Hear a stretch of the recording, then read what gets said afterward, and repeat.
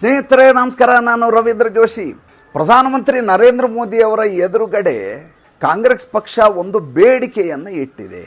99 ಸ್ಥಾನಗಳನ್ನು ಪಡೆದಿರುವಂಥ ಪಕ್ಷ, ಮೂರನೇ ಬಾರಿ ಸೆಂಚುರಿಯನ್ನು ಬಾರಿಸಲಾಗಲಾರದಂಥ ಪರಾಜಿತವಾದಂಥ ಪಕ್ಷ.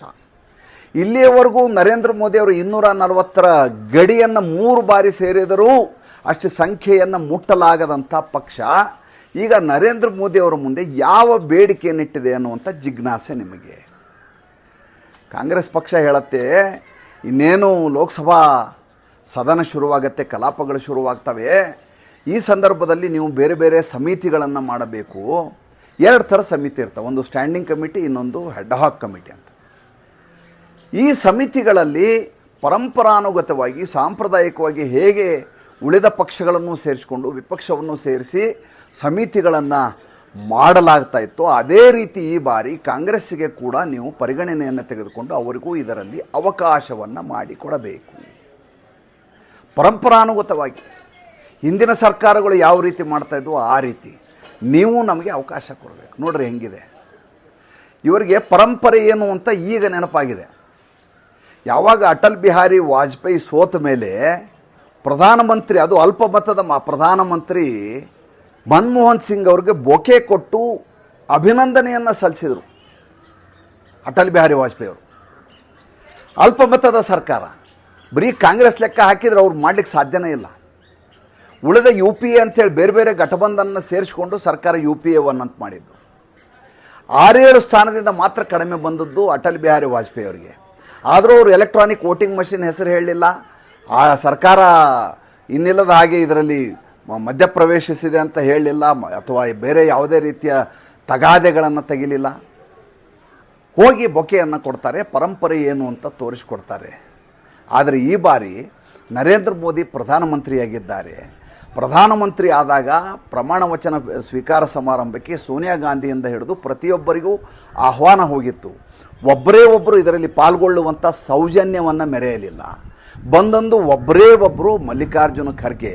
ಅವ್ರ ಮುಖ ಹೇಗಿತ್ತು ಅಂತಂದರೆ, ಸ್ಮಶಾನದಲ್ಲಿ ಸಾವಿಗೆ ಬಂದು ಕೂತಿರ್ತಾರಲ್ಲ ಆ ಸೂತಕದ ಮುಖ, ಆ ರೀತಿ ಮುಖ ಮಾಡಿದರೆ ವಿನ ಒಂದೇ ಒಂದು ಬಾರಿ ಮುಗುಳ್ನಗಲಿಲ್ಲ, ಒಂದೇ ಒಂದು ಬಾರಿ ಅಕ್ಕಪಕ್ಕದವ್ರ ಜೊತೆ ಮಾತಾಡಲಿಲ್ಲ, ಒಂದೇ ಒಂದು ಬಾರಿ ಆ ಕಾರ್ಯಕ್ರಮದ ಸಂಭ್ರಮದಲ್ಲಿ ತಾನೂ ಇದ್ದೇನೆ ಅನ್ನುವಂಥ ಭಾವವನ್ನು ತೋರಲಿಲ್ಲ.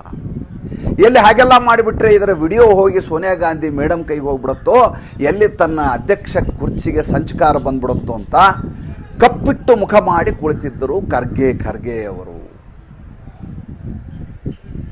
ಸೋನಿಯಾ ಗಾಂಧಿ ಬರಲಿಲ್ಲ, ರಾಹುಲ್ ಗಾಂಧಿ ಬರಲಿಲ್ಲ, ಪ್ರಿಯಾಂಕಾ ವಾಡ್ರಾ ಬರಲಿಲ್ಲ, ಯಾರೂ ಬರಲಿಲ್ಲ. ಹೋಗಲಿ, ಉಳಿದ ಪಕ್ಷದವರಾದರೂ ಬಂದ್ರ, ಅಖಿಲೇಶ್ ಯಾದವ್ ಬಂದ್ರ, ಮಮತಾ ಬೇಗಂ ಬಂದ್ರ, ಯಾರು ಬಂದರು? ಯಾರೂ ಬರಲಿಲ್ಲ. ಚುನಾವಣೆ ಹಣಾಹಣಿ ಸ್ಪರ್ಧೆ ಮಾಡ್ತೀವಿ, ಸೋಲ್ತೀವಿ, ಗೆಲ್ತೀವಿ. ಸೋತ ಮೇಲೆ ಗೆದ್ದ ವ್ಯಕ್ತಿಗೆ ಅಭಿನಂದನೆ ಸಲ್ಲಿಸುವಂಥ ಸೌಜನ್ಯ ಇರಲಾರ್ದಂಥ ಜನ ಇವರು.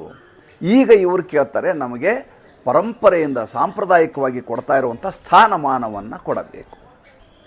ಭಾಳ ಮುಖ್ಯವಾದಂಥ ಖಾತೆಗಳು ಇವು ಕೇವಲ ಕ್ಯಾಬಿನೆಟ್ ರ್ಯಾಂಕು, ಸ್ಟೇಟ್ ರ್ಯಾಂಕು ಅಷ್ಟು ಮಾತ್ರ ಮುಖ್ಯ ಆಗಲ್ಲ.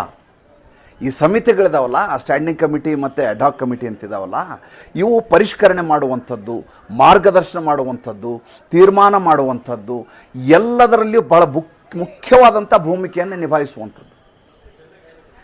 ಯಾವುದಾದ್ರೂ ವಿಷಯ ಸಂಸತ್ತಿನಲ್ಲಿ ಸಮಸ್ಯೆ ಉದ್ಭವಿಸೋ ಸಂದರ್ಭದಲ್ಲಿ ಅದನ್ನ ಸಮಿತಿಗೆ ಹಾಕ್ತಾರೆ. ಯಾಕೆ ಸಮಿತಿಗೆ ಹಾಕ್ತಾರೆ? ಅಲ್ಲಿ ಒಂದು ಕಮಿಟಿ ಇರುತ್ತೆ, ಆ ಕಮಿಟಿಯಲ್ಲಿ ಬೇರೆ ಬೇರೆಯವರು ಇರ್ತಾರೆ. ಅವರು ಇದನ್ನು ಅವಲೋಕಿಸಿ ಪರಿಷ್ಕರಣೆ ಮಾಡಿ ಸರಿ ಇದೆಯಾ ತಪ್ಪಿದೆ ಅಂತ ತಿಳಿಸ್ತಾರೆ. ಅದಾದ ಮೇಲೆ ತೀರ್ಮಾನ ಕೈಗೊಳ್ಳಬಹುದು ಅಂತ. ಹೀಗೆ ಹಲವಾರು ಇರ್ತಾವೆ. ಹಣಕಾಸಿನ ಸ್ಥಾಯಿ ಸಮಿತಿ ಅಂತ ಇರ್ತದೆ, ರೈಲ್ವೆ ಸಮಿತಿ ಅಂತ ಇರ್ತದೆ, ಮಾನವ ಸಂಪನ್ಮೂಲ ಸಮಿತಿ ಅಂತಿದೆ, ಕ್ರೀಡಾ ಸ್ಥಾಯಿ ಸಮಿತಿ ಅಂತ ಇದೆ.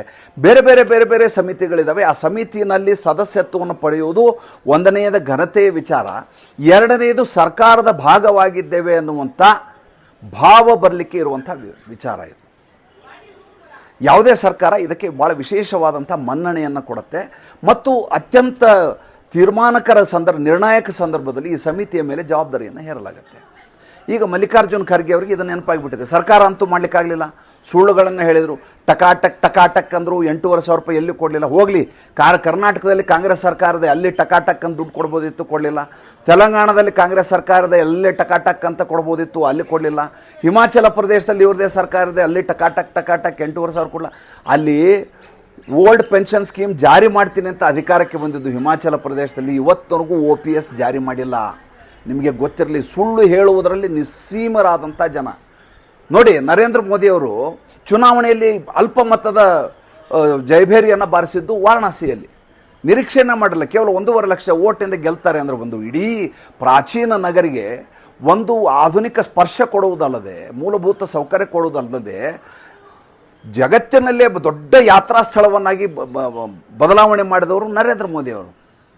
ಏರ್ಪೋರ್ಟ್ ನೋಡ್ಬೋದು, ಅಲ್ಲಿ ರೈಲ್ವೆ ಸ್ಟೇಷನ್ ನೋಡ್ಬೋದು, ರಸ್ತೆಗಳನ್ನು ನೋಡ್ಬೋದು, ವ್ಯವಹಾರ, ಹೋಟೆಲ್ಗಳು ನೋಡಿದರೆ ನೀವು ದಿಕ್ಕು ತಪ್ಪು ಹೋಗ್ಬೇಕು, ಆ ರೀತಿ ಕೆಲಸಗಳನ್ನು ಮಾಡಿದ್ದಾರೆ. ನಿಬ್ಬೆರಗಾಗ್ಬಿಡ್ತೀರ ಅಂಥ ಕೆಲಸಗಳಾಗಿದ್ದಾವೆ. ಅಲ್ಲಿಯೇ ಜನ ಓಟ್ ಹಾಕಲಿಲ್ಲ. ಹಾಗಂತ ನರೇಂದ್ರ ಮೋದಿಯವರು ನುಣುಚ್ಕೊಳ್ಳಿಲ್ಲ. ನಿನ್ನೆ ಅದೇ ವಾರಣಾಸಿಗೆ ಹೋಗ್ತಾರೆ, ಅದೇ ಕಾಶಿ ವಿಶ್ವನಾಥನ ದರ್ಶನ ಮಾಡಿ ಜಲಾಭಿಷೇಕ ಮಾಡ್ತಾರೆ, ಅದೇ ನಲ್ಲಿ ಪಾಲ್ಗೊಳ್ತಾರೆ, ಅದೇ ರಸ್ತೆಗಳಲ್ಲಿ.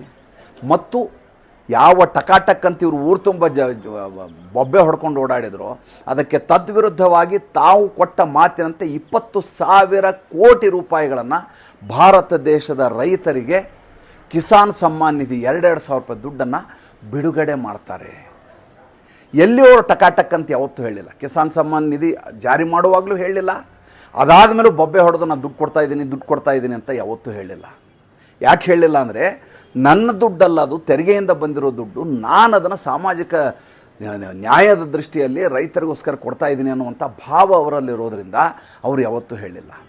ಆದರೆ ಕಾಂಗ್ರೆಸ್ ಪಕ್ಷ ಈಗ ತಾನು ಹೇಳಿರುವ ಯಾವ ಮಾತುಗಳನ್ನು ಉಳಿಸಿಕೊಂಡಿಲ್ಲ.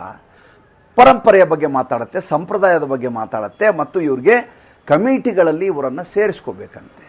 ಈ ಲೆಟ್ರ್ ಕೊಡ್ತಾರೆ, ಲೆಟ್ರ್ ಕೊಟ್ಟ ತಕ್ಷಣ ಇಮ್ಮಿಡಿಯೇಟ್ NDA ಒಕ್ಕೂಟದಲ್ಲಿ ಇದು ಸಭೆಗೆ ಬರುತ್ತೆ. ಸಭೆಗೆ ಬಂದ ತಕ್ಷಣ ಇವ್ರು ಯಾವುದೇ ಕಾರಣಕ್ಕೂ ಇವ್ರಿಗೆ ಯಾವುದೇ ಸ್ಥಾನಮಾನ ಕೊಡಬಾರ್ದು ಅಂತ ತೀರ್ಮಾನ ಕೂಡ ಮಾಡಿ ಆಗುತ್ತೆ. ಅಲ್ಲಿಗೆ ಮತ್ತೊಂದು ಮರ್ಮಾಘಾತ ಕಾಂಗ್ರೆಸ್ ಪಕ್ಷಕ್ಕೆ. ಮಜಾ ನೋಡಿ, ಇಲ್ಲಿ ಇವರು ಕಾಂಗ್ರೆಸ್ ಪಕ್ಷದಿಂದ ಪತ್ರ ಬರೆದಿದ್ದಾರೆ.